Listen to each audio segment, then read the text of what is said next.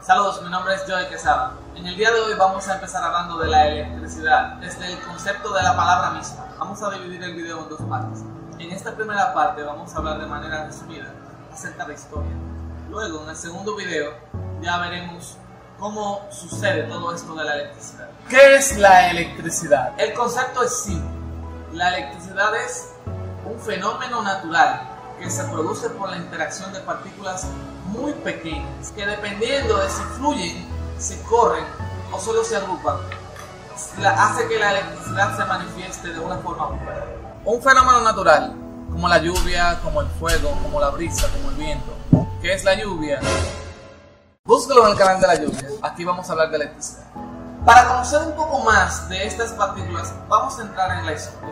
Alrededor del año 600 a.C., los antiguos griegos descubrieron que el roce de la lana, la piel y otros objetos ligeros como la pluma con el ámbar causaba una atracción entre esos dos objetos. Por lo tanto, lo que los griegos descubrieron en realidad era la electricidad. Es importante mencionar que el nombre de esta piedra en griego no era ámbar, sino electro. En el año 1600, la reina Isabel I ordenó a su médico de cabecera, William Gilbert, estudiar el fenómeno del magnetismo para mejorar la brújula para la navegación. Estudió tanto este fenómeno que pudo darse cuenta de que eso que anteriormente se había observado en el ámbar también se podía observar en otros materiales que eran un poco más pesados, como los metales. Tomando como referencia aquella palabra, electro, William Gilbert comienza a referirse a estos materiales como materiales eléctricos. Unos años más tarde, el científico Benjamin Franklin, estudiando el comportamiento de los rayos, viendo cómo pasaba electricidad desde las nubes hasta el suelo, se imaginó la electricidad como un fluido invisible. Él aseguraba que si un cuerpo cualquiera tenía más fluido de lo normal, este cuerpo tendría carga positiva. Si por el contrario, el cuerpo tenía menos fluido de lo normal, esta tenía carga negativa. Podíamos utilizar la electricidad, pero no podíamos generarla. Ya fue en 1831 cuando Michael Faraday creó la primera dínamo eléctrica o generador eléctrico, y así resolvió el problema de la generación de la corriente eléctrica de forma continua y práctica. Este invento del generador eléctrico de Faraday le abrió las puertas al estadounidense Thomas Edison, que inventó la bombilla incandescente de filamento. Observación: la bombilla incandescente.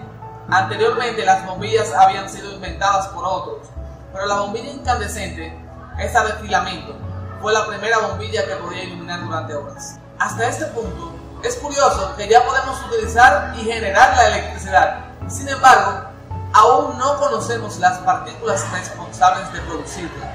En 1897, Joseph John Thomson descubrió la primera partícula y propuso un modelo atómico en el cual ésta estaba dentro del átomo, quien manifestaba una fuerza totalmente opuesta.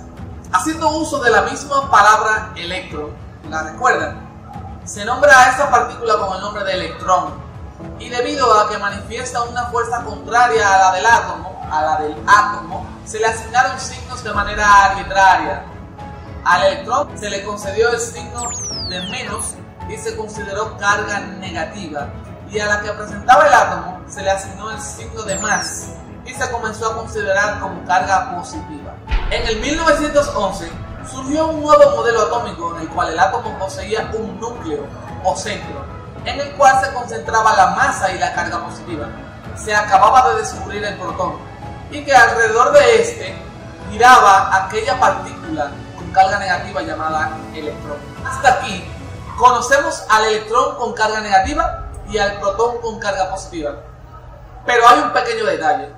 Cuando se suma el peso de cada partícula y se compara con el peso del átomo completo, resulta que el átomo es más pesado. Como si, aparte de los electrones y los protones, en ese átomo había algo más que era responsable de ese peso extra. A través de continuos experimentos nos damos cuenta de que ese algo más era una tercera partícula que se nombró neutrón. Se nombró así por no manifestar ningún tipo de fuerza, ni positiva ni negativa.